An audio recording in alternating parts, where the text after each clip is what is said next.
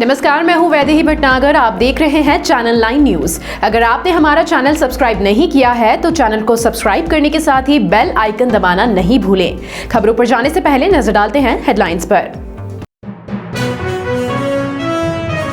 RSMM mine से चोरी हो रहे रॉक फॉस्फेट की पेटी कॉन्ट्रैक्टर के अधिकारी पर लगाए आरोप, बिना जानकारी के नहीं निकल सकता माइन से कोई माल बाहर। पुलिस जांच में होगा पूरा खुलासा।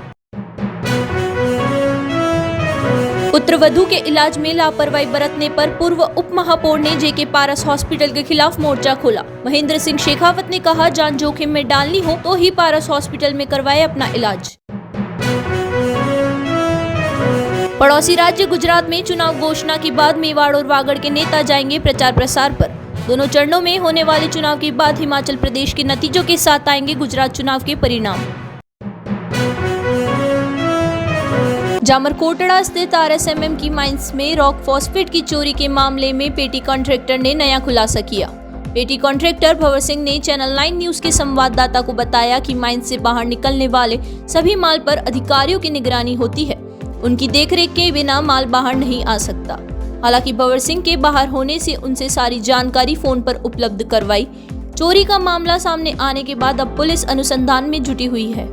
राजस्थान सरकार के उपक्रम RSMM से डंपर के माल में चोरी होने के कुराबड़ थाने में प्रकरण दर्ज होने के बाद जांच अधिकारी ने बताया कि इस मामले में कौन कौन लिप्त हो सकता है, इसकी जांच की जाएगी।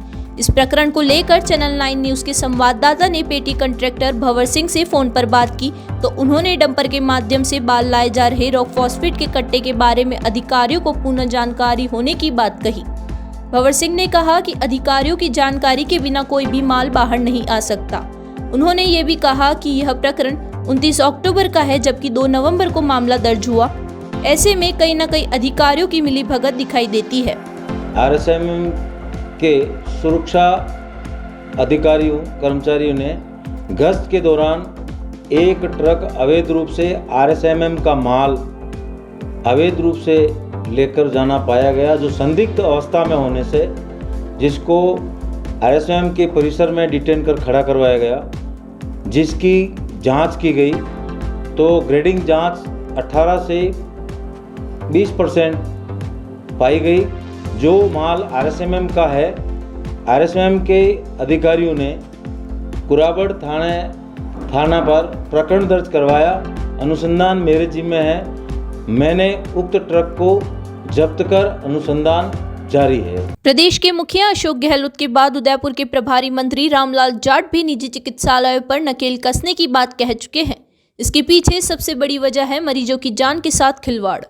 ऐसा ही एक मामला उजागर करते हुए पूर्व उप महापौर महेंद्र सिंह शेखावत ने गुरुवार को प्रेस कॉन्फ्रेंस की और सीधे JK पारस हॉस्पिटल पर गंभीर आरोप लगाए।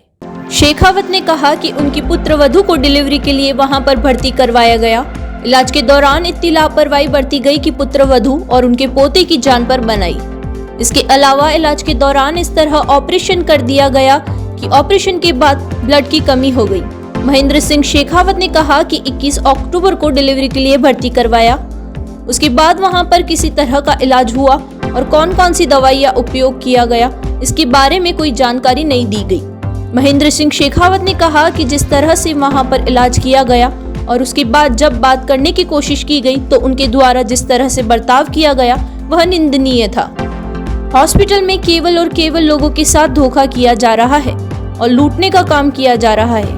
वहां पर आने वाले मरीजों को दवाइयों का बिल तक नहीं दिया जाता। इसके अलावा किसी प्रकार की कोई सुविधा नहीं दी जाती है। इसके लिए हॉस्पिटल के खिलाफ लोगों को जागरूक किया जाएगा कि वहां पर नहीं जाए, अन्यथा जान जोखिम में पड़ सकती है। 2-3-4 घंटे में ऑपरेशन हुआ।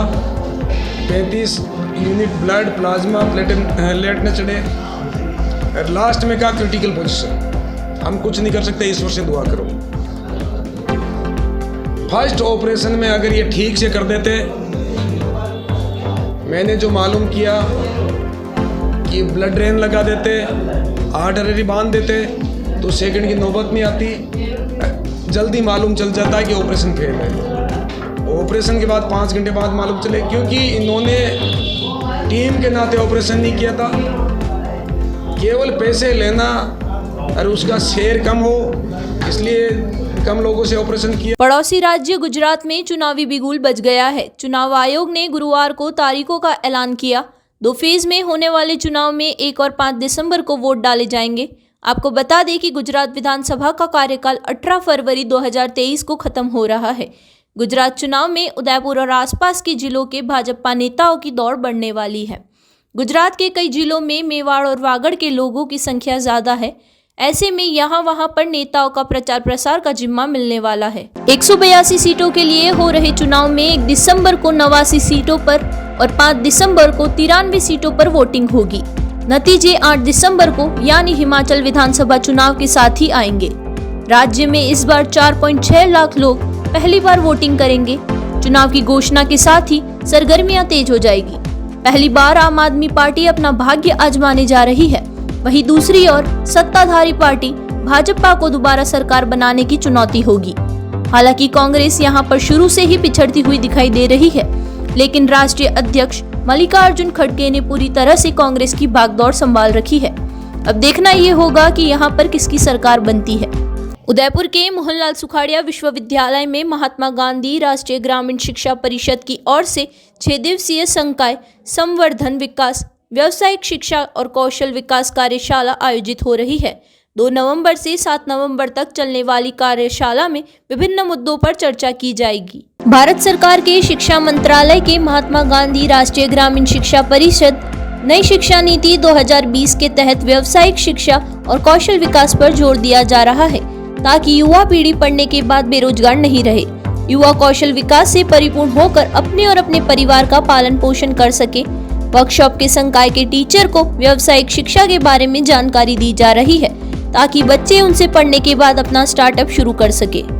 आज मोहनलाल सुखाड़िया विश्वविद्यालय उदयपुर में कल दिनांक 2 नवंबर से आगामी 7 नवंबर तक एक फैकल्टी डेवलपमेंट प्रोग्राम, जिसको संकाय संवर्धन कार्यक्रम के रूप में जानते हैं, ये माननीय भारत सरकार के शिक्षा मंत्रालय द्वारा जो नई शिक्षा नीति 2020 आई है, उसमें व्यावसायिक शिक्षा और कौशल दक्षता पर आधारित ये कार्यक्रम है। इसमें पूरे राजस्थान के 10 जिले से अधिक विद्यालयों के प्रोफेसर्स प्रतिभाग कर रहे हैं। ये 6 दिन का प्रोग्राम है, जिसमें हम लोग 2 दिन गांव में जाते हैं, जहां पर ग्रामीण से मिलते हैं, वहां के विद्यालय में मिलते हैं, और विशेष रूप से जो व्यावसायिक शिक्षा है, जैसे हमारे परंपरागत शिक्षा रहे हैं, जो व्यवसाय रहे हैं, उनको बढ़ावा देना है। विश्वास संस्थान के सहयोग से महिलाओं द्वारा निर्मित हस्त उत्पादों की श्रृंखला श्रीजी का उद्घाटन 4 नवंबर को कपिल देव जी महाराज के सानिध्य में विधानसभा अध्यक्ष डॉक्टर CP जोशी करेंगे। इस मौके पर उद्योग मंत्री Shakuntala Rawat, miss world Asia 2019 की रनर अप सुमन राव, संस्थान के निर्देशक इंदिरा मीना, ब्रिजेश कुमार और साक्षी सिंह भी मौजूद रहेगी। विश्वास संस्थान के शेखर कुमार ने बताया कि परंपरागत तरीकों से हस्तकलाओं का बेहतर संयोजन और प्रमुखता से सूती कपड़े पर प्राकृतिक रंगों के प्रयोग से विभिन्न उत्पादों का निर्माण करना है। इसमें विश्वास संस्थान से, जो कि महिला सशक्तिकरण के विभिन्न आयामों पर पिछले 25 वर्षों से काम कर रहा है, वह महिला जो कि विभिन्न स्तरों पर छटनी कर उनके हुनर के अनुसार आजीविका के अवसर प्रदान कर रहा है। उन्होंने बताया कि इसी कड़ी में जो महिला आगे बढ़ने की चाह और कुछ सीखने का जुनून रखती है, उन्हें टेक्सटाइल वेस्ट से कपड़े की थैली सिलने का हुनर दिया जाता है। इससे वे अपने ही घर पर प्रतिदिन 200 से 250 रुपए तक कमाती है। यहाँ से अपना सफर शुरू कर बहुत सारी महिला पैंट, शर्ट और काथा जैसी कलाओं में इस्तेमाल हुए उत्पादों को एक नया कलेवर देती है और ज्यादा से ज्यादा उत्पाद जीवित होते हैं। महिलाओं के लिए और महिलाओं के द्वारा महिलाओं को स्वावलंबी बनाने का एक प्रयास विश्वास और श्रीजी के माध्यम से कल करने का प्रयास किया जा रहा है, जिसमें राजस्थान के जो कल्चर, क्राफ्ट और वेशभूषा है उसका भी ध्यान रखा गया है कि ऑथेंटिक ब्लॉक प्रिंटिंग और नेचुरल कलर, नेचुरल डाई का यूज हो और प्योर कॉटन कपड़े का यूज करके महिलाओं को स्वावलंबी बनाया जाए और उनके घर में आमदनी बढ़े और उनको ऑनरशिप आए। एक एंटरप्रेन्योर बन के हमारी महिलाएं तैयार हों और लगभग जो संख्या हमारी जो हमसे जुड़ रही है, लगभग 15,000 महिलाओं का एक कारखाना बने जो विश्व पटल पे ये भारत का नाम रोशन करे। उदयपुर जिले की गोगुंदा तहसील के रोएडा गांव के एक परिवार ने गुरुवार को जिला पुलिस अधीक्षक के यहां पेश होकर न्याय की गुहार लगाई। पीड़ित परिवार ने गांव के राजपूत समाज के लोगों पर आरोप लगाया कि उन्होंने दबंगाई करते हुए उनके मकान को तोड़ डाला और थाने में प्रकरण दर्ज करवाने के बाद भी पुलिस ठोस कदम नहीं उठा रही है। पीड़ित परिवार के लोगों ने एसपी को बताया कि प्रकरण नामजद होने के बाद भी उनके खिलाफ कोई कार्यवाही नहीं हो रही है, जबकि उनकी ओर से लगातार जान से मारने की धमकी दी जा रही है। इसके अलावा जोर जबरदस्ती कर मकान तोड़ दिया। पीड़ित परिवार का साफ कहना है कि समांतवादी प्रथा के चलते गांव में अभी राजपूत समाज के लोग उन्हें जीने नहीं दे रहे हैं। और मेरे ये ससुर जी, इनका मकान 11 तारीख को गए महीने की 11 तारीख को तोड़ा। उसके बाद में आज दिन 3-4 लोगों को गिरफ्तार किया। बाकी के लोग घूम रहे और इन लोगों को परिवार को धमकी दे रहे हैं कि अगर कोई मुकदमा वापस नहीं उठाया तो तुम्हें मार देंगे या गांव से निकाल देंगे। और ये तोड़ने वाले सभी राजपूत लोग हैं। उसके बाद में भी इन्होंने प्रशासन ने कोई कार्रवाई नहीं की अभी तक और ढीला रवैया अपना के रखा है। इसलिए इन परिवार को खतरा है। हमसे यही चाहते हैं कि उनको गिरफ्तार करें और इन लोगों को न्याय मिले। और चलते चलते एक बार फिर से नजर डाल लेते हैं हेडलाइंस पर। RSMM माइन से चोरी हो रहे रॉक फॉस्फेट की पेटी कॉन्ट्रैक्टर के अधिकारी पर लगाए आरोप बिना जानकारी के नहीं निकल सकता माइन से कोई माल बाहर। पुलिस जांच में होगा पूरा खुलासा। पुत्रवधू के इलाज में लापरवाही बरतने पर पूर्व उप महापौर ने जेके पारस हॉस्पिटल के खिलाफ मोर्चा खोला। महेंद्र सिंह शेखावत ने कहा, जान जोखिम में डालनी हो तो ही पारस हॉस्पिटल में करवाए अपना इलाज। पड़ोसी राज्य गुजरात में चुनाव घोषणा के बाद मेवाड़ और वागड़ के नेता जाएंगे प्रचार प्रसार पर। दोनों चरणों में होने वाले चुनाव के बाद हिमाचल प्रदेश के नतीजों के साथ आएंगे गुजरात चुनाव के परिणाम। फिलहाल इस बुलेटिन में इतना ही। फिर से हाजिर होंगे लेकर कुछ नई ताजा तरीन खबरें। तब तक के लिए आप हमारे साथ यूं ही बने रहिए और देखते रहिए चैनल 9 न्यूज। धन्यवाद।